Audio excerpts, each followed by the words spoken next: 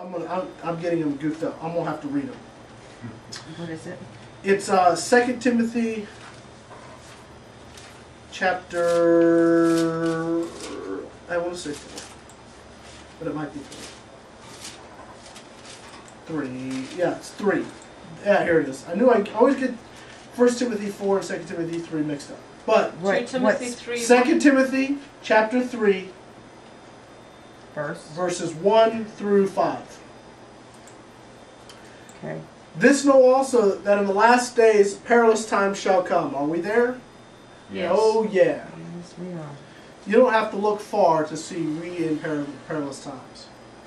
Now more than ever, we need to fret not and trust God. Amen? Amen. For men shall be lovers of their own selves. What's that? Pride. Selfish. Selfishness. Lovers of their own selves, covetous, boasters, proud, blasphemers, disobedient to parents.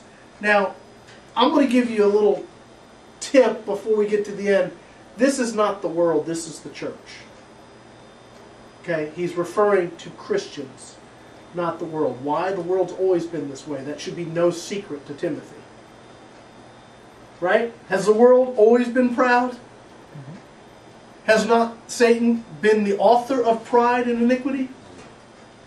So his children are by nature that way? That's right.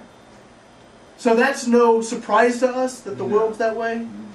But he's warning Timothy of how the church is going to be in the last days. Mm-hmm. This is the church, people. So-called Christians.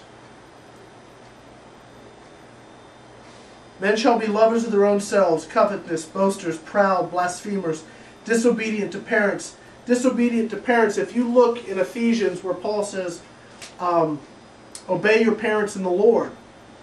And then he says, honor your father and your mother. Your parents in the Lord are those people that brought you to Christ. They're your neighbor. They're the good Samaritan that came and rescued you on the side of the road. That's a sermon for another day. I don't want to drag us on too late today. Disobedient to parents, unthankful. Look at just the nature of Christians today, how unthankful they are for the very character of God and what He's done for them. Take everything for granted. Absolutely everything for granted. Their breath they take for granted. Waking up in the morning they take for granted. Their health they take for granted. Absolutely everything. They accept it as they deserve it. You look at the nature of the country, and you look at the people on welfare, and you look at the people that are into the education system and the self-esteem system and that secular humanism. They're teaching you that you deserve better. Right? Mm-hmm. No, you don't. You're not entitled to anything but death and hell. That's what you're entitled to. But Christians, even Christians, think they're entitled. No, you know what we're entitled? To take on His yoke. Amen. We're entitled to Romans chapter 12, verse 1, that we live every day a living sacrifice, which is holy and acceptable to Him, right? It's our reasonable service. It's the least we can do. Right. Goes on. Oh, snap. Let's go back to Timothy. 2 Timothy Yeah, 3. Okay. that got me all messed up. Yeah. 3:16, 1 to 5. 3, 1 to 5. Okay. Okay. It goes No, on. that's Thessalonians.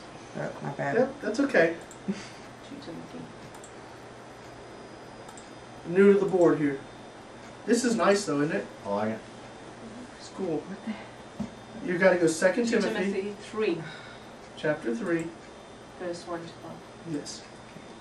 There you go. All right, we're going to verse 3 now. It says, without natural affection, truth breakers, false accusers. Remember that, false accusers. Incontinent, fierce, despisers of those that are good. Traitors, heady, high-minded, lovers of pleasures more than lovers of God. And let's look at this. What do people prefer today? And I'm talking churchdom. I'm not talking about the world.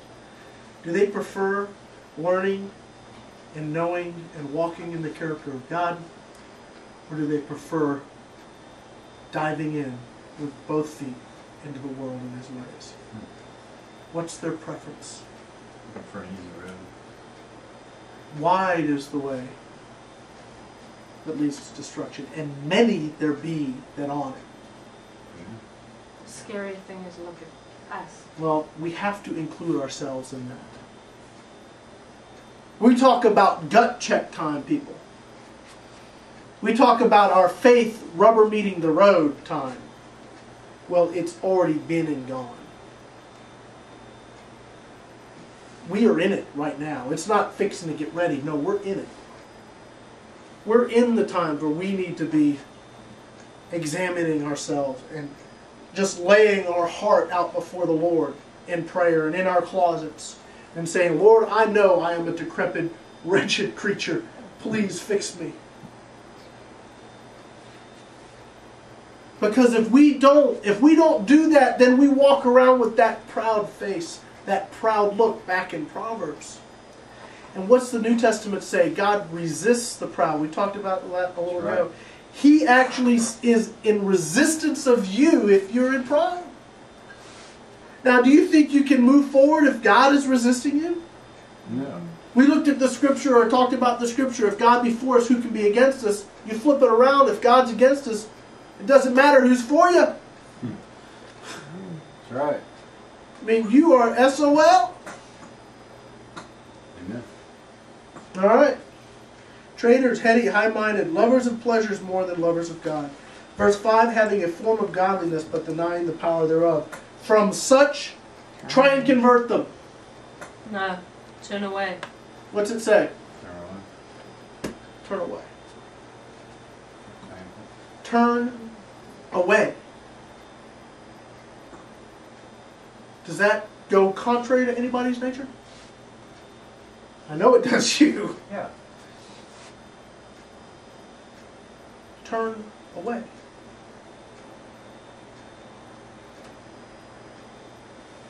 Back over to Proverbs.